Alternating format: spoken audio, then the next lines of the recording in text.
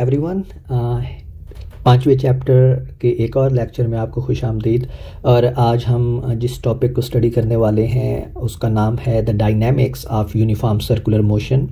और जैसा कि इसके नाम से जाहिर है, हम न्यूटन लॉज के साथ अब यूनिफॉर्म सर्कुलर मोशन को भी इंक्लूड करेंगे, विच मीन्स कि जब ऑब्जेक्ट्स सर्कुलर मोशन में घूम रहे होंगे और उनके ऊपर न्यूटन लॉज हम अप्लाई करेंगे तो इस तरह के प्रॉब्लम्स को हम कैसे सॉल्व करेंगे। यानी हम डायनामिक्स देखना चाहते हैं मोशन की, सर्कुलर मोशन की, in the presence of Newton's laws. तो उससे पहले मैं यूनिफॉर्म सर्कुलर मोशन को थोड़ा सा रिवाइज कर दूं, जिसको हमने लास्ट चैप्टर में पढ़ा था और उसका हमने ये वाला फार्मूला ड्राइव किया था जो यहाँ पे मैंने लिखा हुआ है। ये फार्मूला हमें ये बताता है कि जब भी कोई ऑब्जेक्ट किसी सर्कल में मूव करता है या सर्कुलर मोशन में मूव करता है with uniform speed, which means कि उसकी जो स्पीड है वो पूरी मोशन के दौरान कांस्टेंट रहती है, तो उस ऑब्जेक्ट के अंदर जो एक्सेलरेशन प्रोड्यूस होता है वो mv²/r के बराबर होता है। और वो एक्सेलरेशन जो फोर्स प्रोड्यूस कर रही होती है वो हमने लेफ्ट हैंड साइड पे लिखी है। और हमने ये कहा था कि ये कोई भी फोर्स हो सकती है।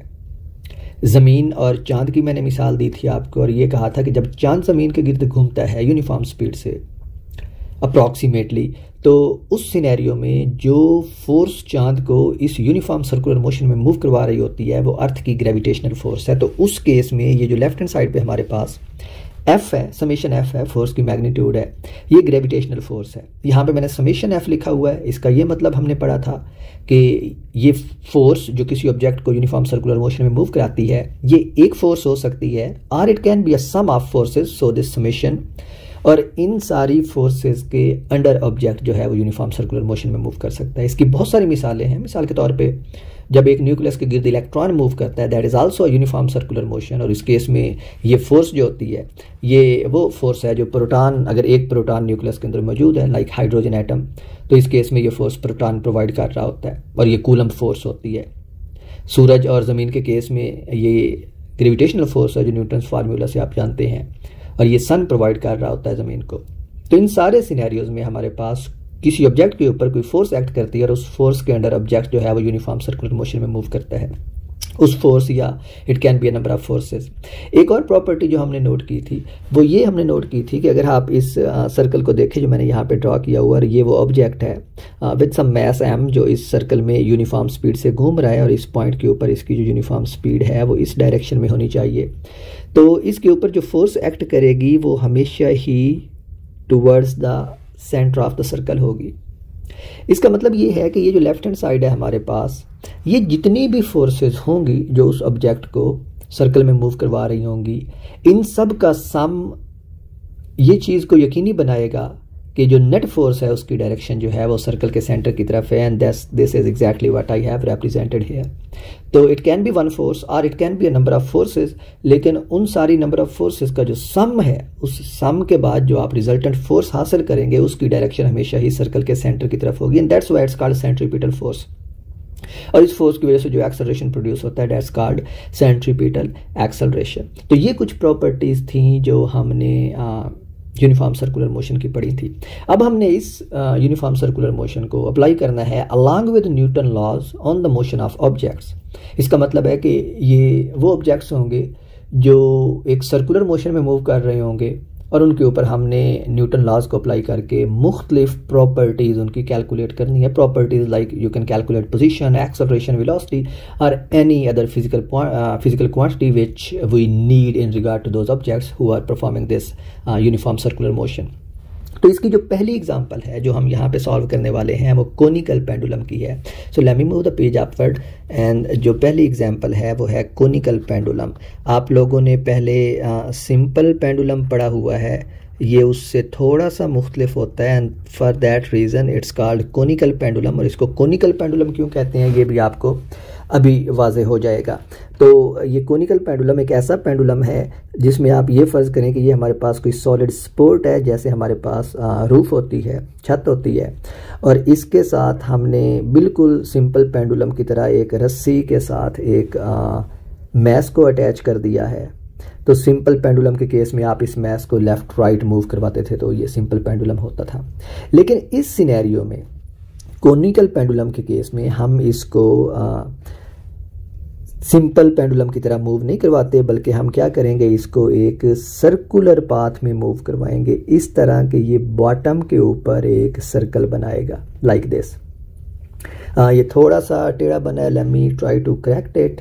और अगर मैं एक दफ़ा फिर से इसको ड्रॉ करने की कोशिश करूं तो let's see if I succeed, not really well. Okay, let me give it one more try. तो ये हमारे पास कुछ इस तरह का सर्कल बनेगा और I am gonna leave it here.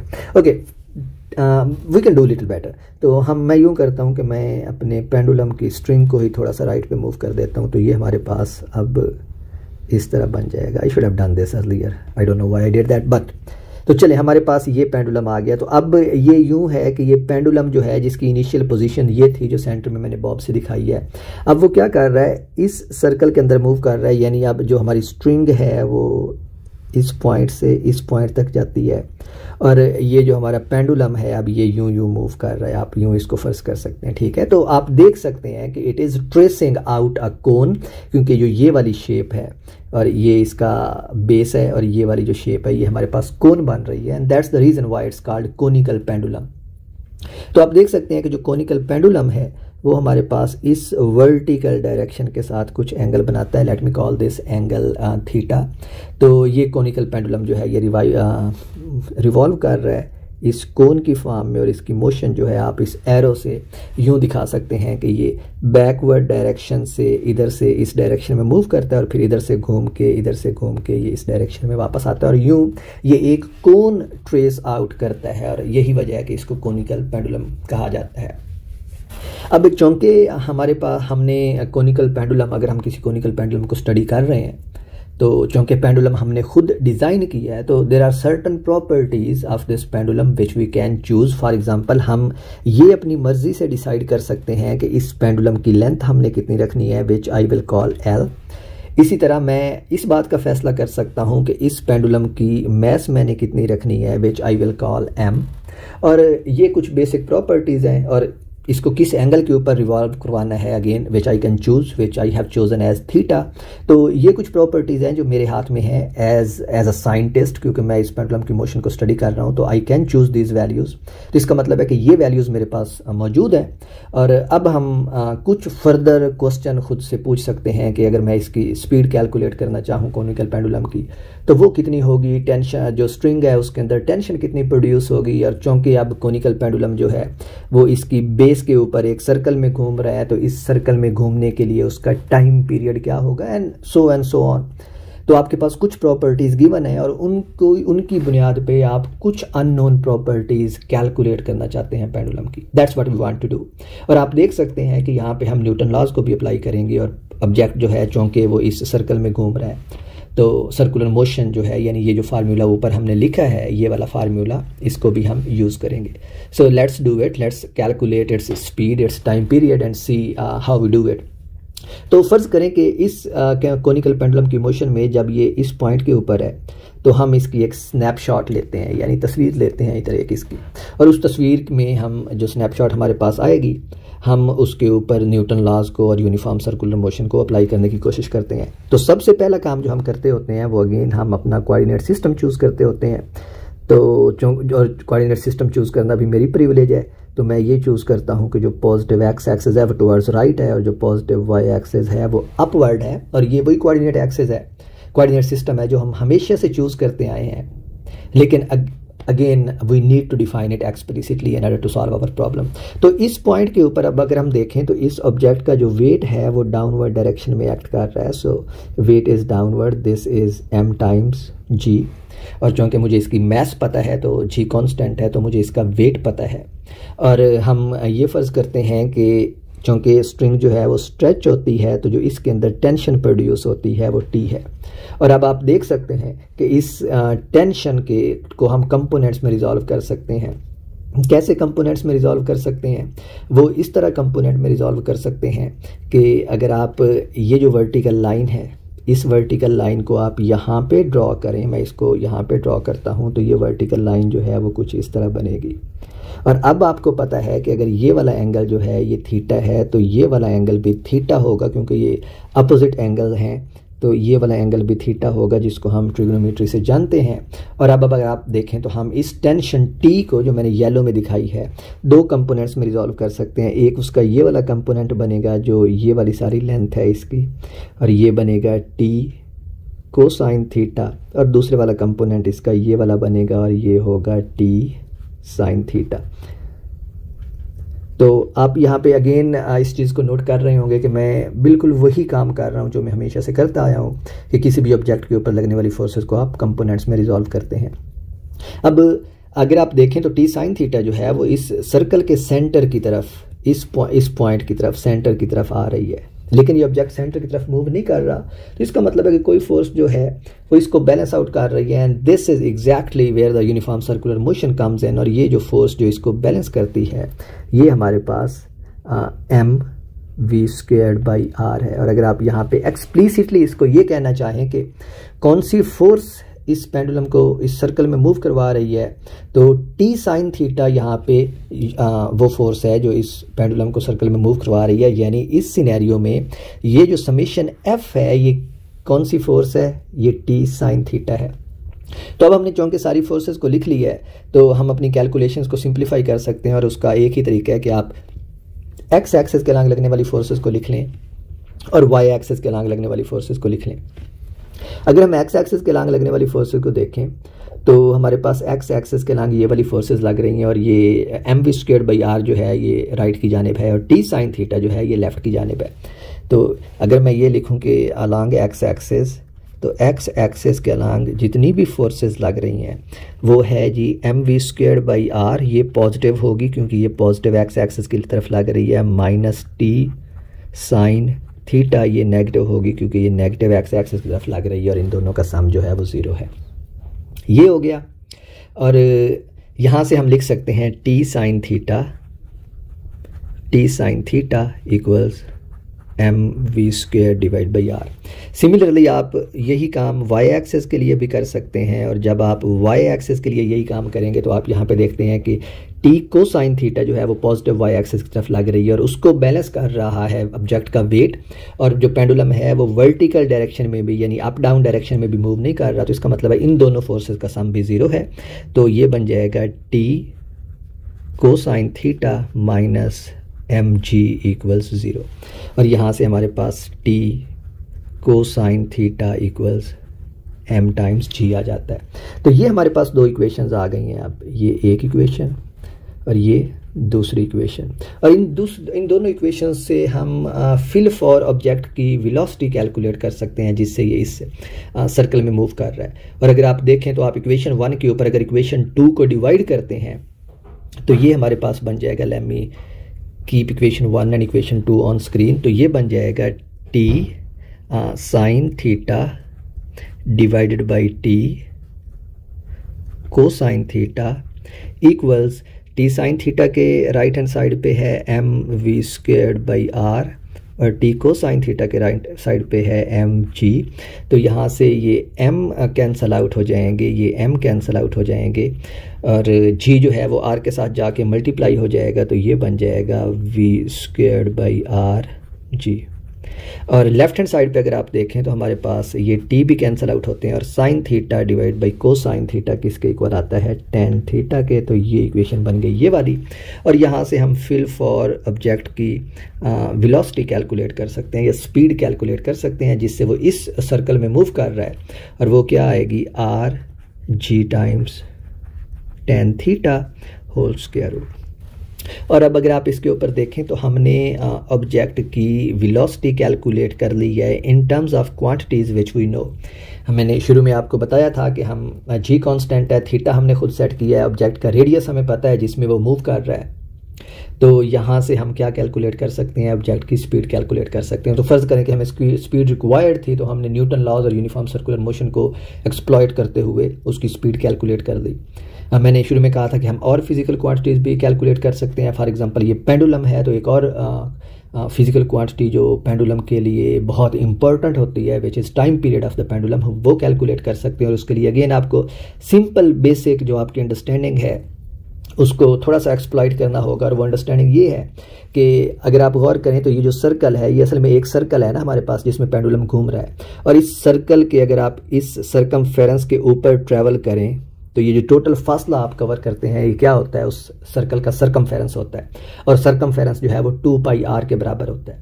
ठीक है, तो अगर ऑब्जेक्ट की आपको अब स्पीड मालूम है तो आप सिंपली s = vt यूज़ करके उसके टाइम को कैलकुलेट कर सकते हैं जो ये फासला कैलकुलेट करने में लेगा ऑब्जेक्ट।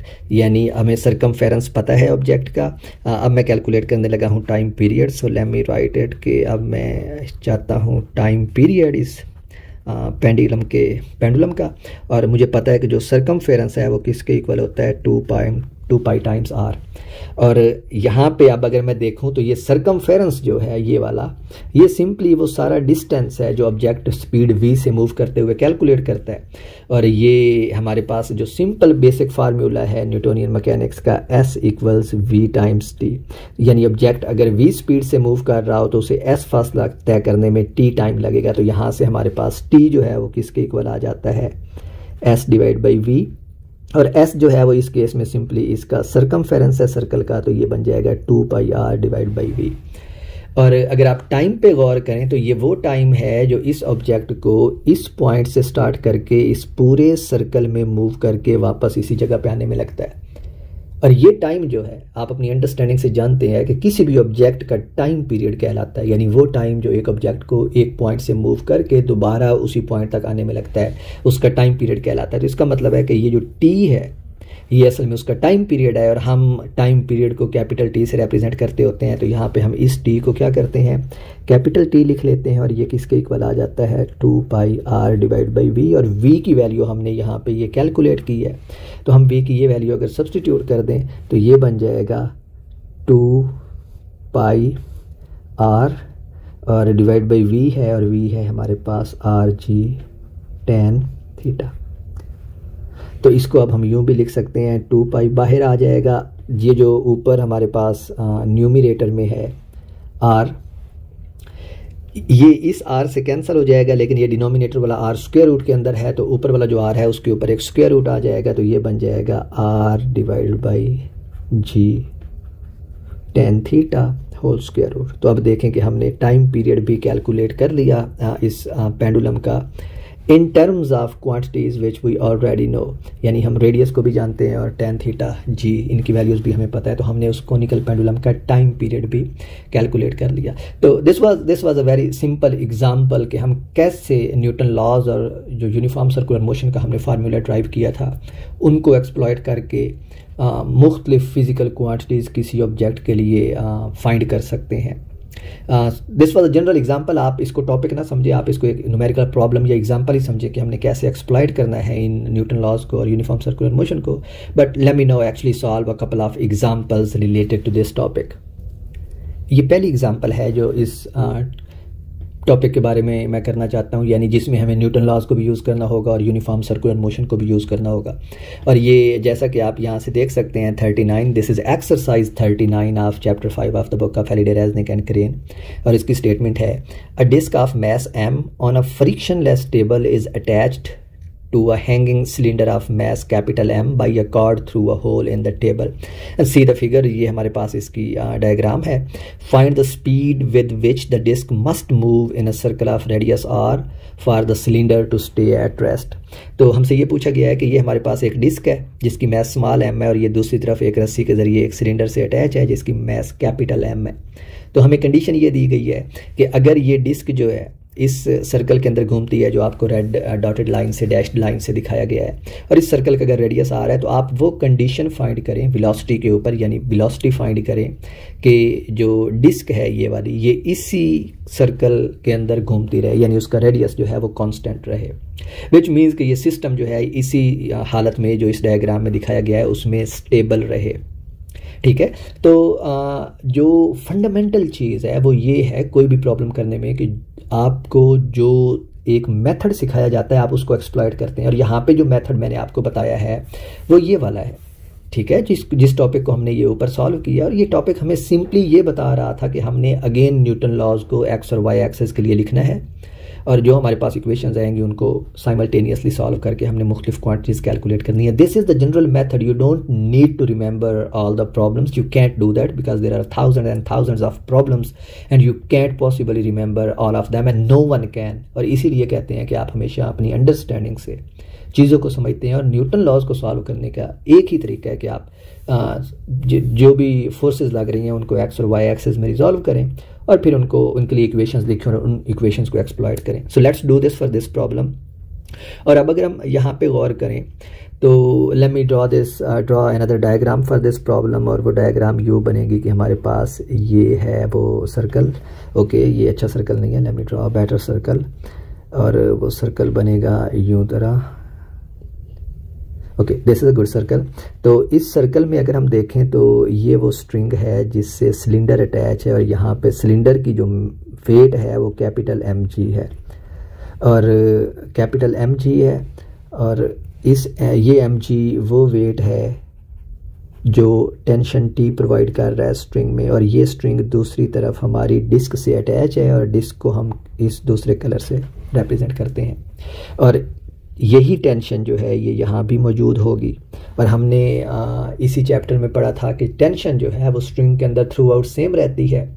और अगर आप यहाँ पे देखें तो यहाँ पे इधर से हमारे पास कंडीशन आ रही है T जो है वो किसके इक्वल है, mg के इक्वल. T mg के इक्वल क्यों है? आप इसको यूँ भी कह सकते हैं, बिल्कुल वही जो यूजुअल प्रोसेस में करता होता हूँ कि कोऑर्डिनेट सिस्टम चूज़ करें, पॉजिटिव x और पॉजिटिव y.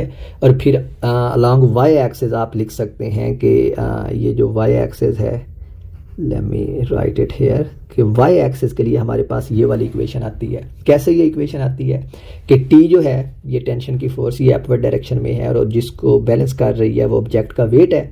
तो T माइनस mg इक्वल्स 0 क्योंकि ऑब्जेक्ट वर्टिकल डायरेक्शन में मूव नहीं कर रहा. तो यहाँ से हमारे पास T जो है वो वेट के इक्वल आ जाएगा. तो ये y एक्सिस की इक्वेशन है.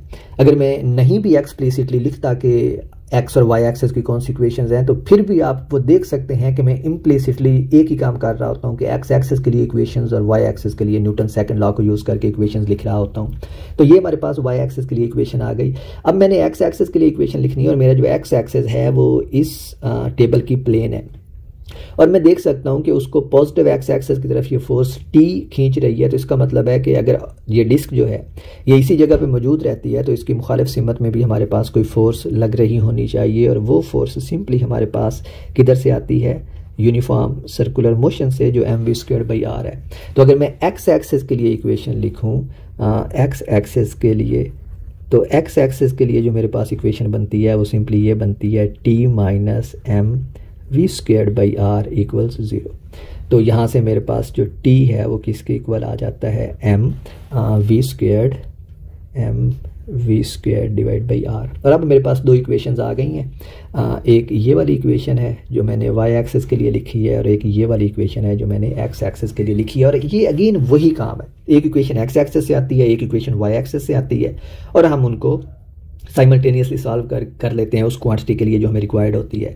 तो यहाँ पे हमें वेलोसिटी फाइंड करनी थी. तो आप देखें कि इसकी लेफ़्ट साइड T है, इसकी लेफ़्ट साइड T है. अगर लेफ़्ट साइड्स दोनों इक्वेशन की इक्वल्स हैं तो राइट साइड्स भी उनकी इक्वल्स होनी चाहिए, विच मीन्स कि हमारे पास जो mg है ये कैपिटल M है. So let me make it look like capital M. तो ये जो कैपिटल M है, क्योंकि सिलेंडर का वेट कैपिटल M था, ये किसके इक्वल होना चाहिए, small m. Let me make it look like small m v² divide by r. और यहाँ से आप फ़ौरन से वो वेलोसिटी कैलकुलेट कर सकते हैं जो हमें रिक्वायर्ड है और ये होगी capital M time g times r divide by small m और होल का स्क्वायर रूट. तो ये हमारे पास वो वेलोसिटी आ गई जो हम कैलकुलेट करना चाहते थे. यानी अगर ऑब्जेक्ट जो है इस वेलोसिटी से मूव करेगा तो वो इस सर्कल के अंदर मूव करता रहेगा जो रेड डैश्ड लाइन से दिखाया गया है. यहाँ पे आपके पास अगर मास और रेडियस मौजूद है, मालूम है, तो आप इस वेलोसिटी को न्यूमेरिकली कैलकुलेट कर सकते हैं. So now let's move on to another example. ये एक्सरसाइज 43 है हेलिडे रेज़निक क्रेन की बुक की. और इसमें भी अगेन आप देखेंगे कि न्यूटन लॉज को और यूनिफॉर्म सर्कुलर मोशन को एक्सप्लॉइट कर रहे होंगे, लेकिन इसमें हम एक और चीज़ इन्वॉल्व करेंगे और वो फ्रिक्शन है. तो स्टेटमेंट ये है कि a small object is placed 13 centimeter from the center of a phonograph turntable. It is observed to remain on the table when it rotates at 33 revolutions per minute, but slides off when it rotates at 45 revolutions per minute. Between what limits must the coefficient of static friction between the objects and the surface of the turntable lie? तो जो चीज़ हमें required है वो coefficient of static friction है, और जो statement हमें दी गई है, अगर उस स्टेटमेंट को बुनियाद बना के हम एक डायग्राम ड्रा करना चाहें तो फ़र्ज़ करें कि हमारे पास एक टर्न टेबल है जिसके ऊपर ये ऑब्जेक्ट हमारा पड़ा हुआ है, और टर्न टेबल को हम सिंपली एक सर्कल से दिखा सकते हैं कि फ़र्ज़ करो ये वो सर्कल है जिसमें हमारा ऑब्जेक्ट पड़ा हुआ है, और किसी पॉइंट के ऊपर किसी टाइम के ऊपर ऑब्जेक्ट जो है वो इस पॉइंट पे है, और इसका जो डिस्टेंस है सेंटर से ये हमारे पास गिवन है, और ये वाला जो डिस्टेंस है जो कि इसका रेडियस भी बनेगा ये है हमारे पास 13 सेंटीमीटर। तो आप इसको मीटर्स में कन्वर्ट कर सकते हैं। अब ये कहा गया है कि it is observed to remain on the table when it rotates at 33 when it rotates at this frequency 33.3 revolutions per minute है ये। तो ये हमारे पास फ्रीक्वेंसी गिवन है कि जब टर्न टेबल इस फ्रीक्वेंसी के ऊपर रोटेट करता है तो ये जो ऑब्जेक्ट है हमारा ये अपनी जगह पे मौजूद रहता है। इट मीन्स कि कुछ फोर्स है जो इसकी अपोजिट डायरेक्शन में लग रही है जो इसको स्लाइड नहीं करने दे रही, लेकिन वो कहते हैं कि अगर हम फ्रीक्वेंसी को बढ़ा के 45 रेवोल्यूशंस पर मिनट कर दें तो फिर ये जो ऑब्जेक्ट है ये स्लाइड करने लग जाता है। तो हमने जो चीज़ कैलकुलेट करनी है वो स्टैटिक फ्रिक्शन का जो कोफिशिएंट है उसको कैलकुलेट करना है, और चूँकि कोफिशिएंट हमसे पूछा गया है तो इट्स ऑब्वियस कि जो फोर्स इसको स्लाइड करने से रोक रही है वो स्टैटिक फ्रिक्शनल फोर्स है। तो हमारे पास सिचुएशन कुछ इस तरह की बनती है कि इस ज्योमेट्री में हमारे पास जो ऑब्जेक्ट है वो यूनिफॉर्म सर्कुलर मोशन में है, और यूनिफॉर्म सर्कुलर मोशन में हमें पता है उसके ऊपर एक फोर्स एक्ट करती है बाहर की तरफ जो किसके बराबर है mv²/r के, और चूँकि ये स्लाइड नहीं कर रहा तो इसको काउंटर करने के लिए एक फोर्स अंडर की तरफ भी एक्ट करेगी, और वो इस सिनेरियो में हमें पता है कि इसके बराबर है Fs के बराबर है, यानी स्टैटिक फ्रिक्शनल फोर्स जो इस ऑब्जेक्ट के ऊपर एक्ट कर रही है। और इन फोर्सेस के अंडर जो ऑब्जेक्ट है वो रेस्ट के ऊपर है। और अब अगर आप चाहें तो वो काम कर लें जो हम हमेशा करते होते हैं, और वो है कि कोऑर्डिनेट सिस्टम को डिफाइन करना, पॉजिटिव x टुवर्ड्स राइट और पॉजिटिव y टुवर्ड्स अपवर्ड। और यहाँ पे अगर हम देखें तो जो फोर्सेस हैं वो प्योरली एक्स एक्सिस के अलॉन्ग लग रही हैं। आप इसको वाई एक्सिस के अलॉन्ग भी ले सकते हैं। मिसाल के तौर पे आप अपने ऑब्जेक्ट को यहाँ पे कंसीडर कर लेते तो आप देखते उस सिनेरियो में कि हमारे पास जो mv²/r है वो डाउनवर्ड डायरेक्शन में होती, यानी ये वाली सिचुएशन बनती, और जो फ्रिक्शनल फोर्स है वो अपवर्ड डायरेक्शन में होती, तो यूं हो जाती। तो इस सिनेरियो में हमारे पास वाई एक्सिस के अलॉन्ग लगने वाली फोर्सेस जो हैं वो नॉन ज़ीरो होती, यानी उनका सम ज़ीरो होता, और ये वाला सिनेरियो ख़त्म हो जाता है। एक्स एक्सिस के अलॉन्ग कुछ ना होता। आप जो भी ज्योमेट्री चूज़ करें, एक चीज़ श्योर है कि एक वक्त में एक ही एक्सिस के अलॉन्ग फोर्सेस लग रही होंगी, दोनों के अलॉन्ग नहीं। तो ये हमारी फ्रीडम है, रिजल्ट्स के ऊपर कोई फ़र्क नहीं पड़ेगा। तो हम ये वाली कंडीशन चूज़ करते हैं, तो ये हमारे पास फोर्सेज हैं अलॉन्ग एक्स एक्सिस।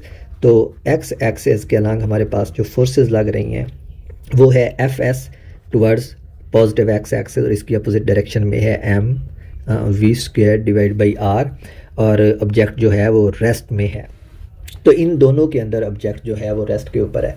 और यहाँ से आपको अब नज़र आ रहा होगा कि हमारे पास जो कोफिशिएंट है वो स्टैटिक फ्रिक्शनल फोर्स के अंदर छुपा हुआ है जो हमें रिक्वायर्ड है, और वो किसके बराबर होता है μs_n के। तो ये बन जाएगा μs_n इक्वल्स, अगर मैं ये दूसरी टर्म को राइट हैंड साइड पे ले जाऊँ इस वाली टर्म को, तो ये बन जाएगा mv²/r। और नॉर्मल फोर्स जो है वो ऑब्जेक्ट की वेट के बराबर होगी, तो ये बन जाएगा μs times mg equals mv²/r। और यहाँ से अगर आप देखें तो जो मैस है वो कैंसिल हो जाती है, यानी कोफिशिएंट ऑफ स्टैटिक फ्रिक्शन जो है वो मैस के ऊपर डिपेंड ही नहीं करता, और यहाँ पे हमारे पास आ जाएगा μs equals v²/r time g। तो हमारे पास ये वाली कंडीशन आती है कोफिशिएंट ऑफ स्टैटिक फ्रिक्शन की। और आपको पता है जब भी हम जो फ्रिक्शनल फोर्स है, स्टैटिक फ्रिक्शनल फोर्स है, उसको एग्जैक्टली μs_n के इक्वल लेते हैं तो वो हमें मैक्सिमम स्टैटिक फ्रिक्शनल फोर्स का बता रही होती है, ठीक है। तो इसका मतलब है कि अगर ऑब्जेक्ट को स्टेशनरी रहना है इस पॉइंट के ऊपर, तो कोफिशिएंट ऑफ स्टैटिक फ्रिक्शन जो है उसकी वैल्यू ये होनी चाहिए या इससे ज़्यादा होनी चाहिए, क्योंकि अगर इससे ज़्यादा होगी तो फिर तो वो डेफिनेटली स्लाइड नहीं करने देगा। लेकिन मिनिमम जो हमारे पास रिक्वायरमेंट आ रही है इस ज्योमेट्री से वो ये है कि मिनिमम वैल्यू उसकी ये वाली होनी चाहिए। तो इसका मतलब है कि अब हम इसको यूँ भी लिख सकते हैं, तो ये बन जाएगा हमारे पास असल में mu s greater than are equal to v squared by r g, और वी आर और जी की वैल्यूज़ हमें दी हुई हैं और वी की वैल्यू नहीं दी हुई, तो यहाँ पे हम वी की वैल्यू कैलकुलेट कर सकते हैं। It's not very actually hard, और ट्रिक वही है जो मैं आपको पिछले लेक्चर में नहीं बल्कि यहाँ पे जो मैंने आपको ये वाला कोनिकल पेंडुलम पढ़ाया था, तो ये वाला ये मैंने आपको तरीका बताया था कि अगर ऑब्जेक्ट जो है वो वी स्पीड से मूव कर रहा हो तो उसको एस फासला कवर करने में टी टाइम लगेगा। तो ये काम हम यहाँ पे भी कर सकते हैं, और ये टी जो था वो टाइम पीरियड था।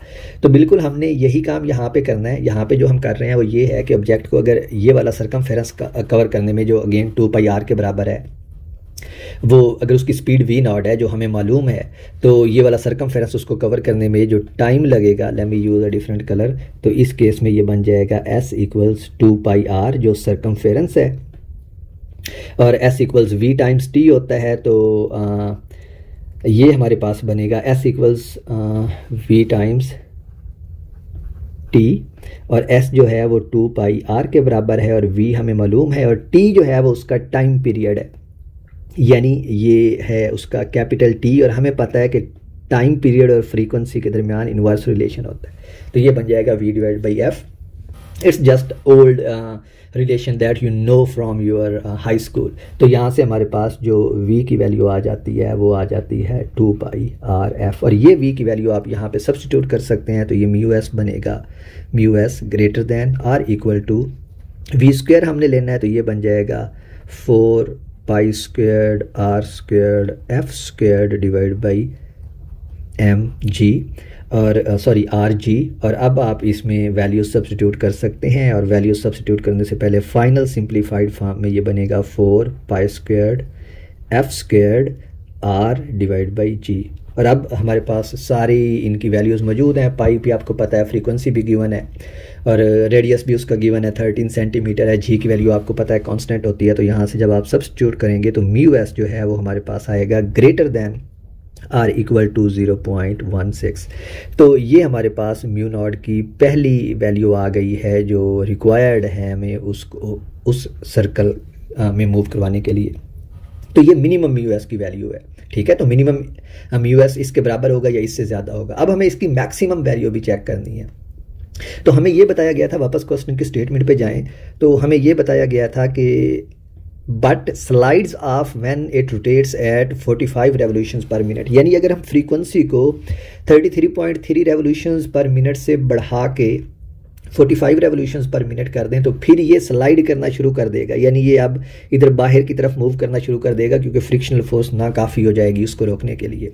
तो ये हमें उसकी अपर लिमिट देता है, यानी यहाँ से हम जो म्यू एस है उसकी वैल्यू कैलकुलेट कर सकते हैं, और वो म्यू एस की मैक्सिमम वैल्यू होगी जो इसको रोके रखेगी। अगर उससे ज़्यादा वैल्यू हो गई स्पीड की या फ्रीक्वेंसी की, तो फिर वो जो फ्रिक्शनल फोर्स है उसको रोक नहीं पाएगी। तो बिल्कुल यही फार्मूला है, सिर्फ हमने अब जो इनइक्वालिटी है वो चेंज कर देनी है। तो ये था हमारे पास म्यू एस मिनिमम, और जो म्यू एस मैक्सिमम आएगा, मैक्सिमम वो बिल्कुल यही फार्मूला होगा, लेकिन अब वो क्या हो जाएगा, मैक्सिमम कम होना चाहिए किससे, 4π square f square r divide by g. तो अब जो है वो इससे कम होना चाहिए। और अगेन जब आप वैल्यूज़ सब्सटीट्यूट करते हैं, ऐसे फ्रीक्वेंसी डिफरेंट है, अब वो 33.3 से 45 रेवोल्यूशंस पर मिनट हो गई है, तो ये हमारे पास आता है 0.030। तो ये म्यू एस मैक्सिमम की वैल्यू आ गई है। तो आप अपने जवाब को अब यूँ लिख सकते हैं कि हमारी जो म्यू एस की रेंज है वो यूँ है कि मिनिमम जो है वो हमारे पास होना चाहिए 0.16, यानी 0.16 less than or equal to mu s less than or equal to 0.16।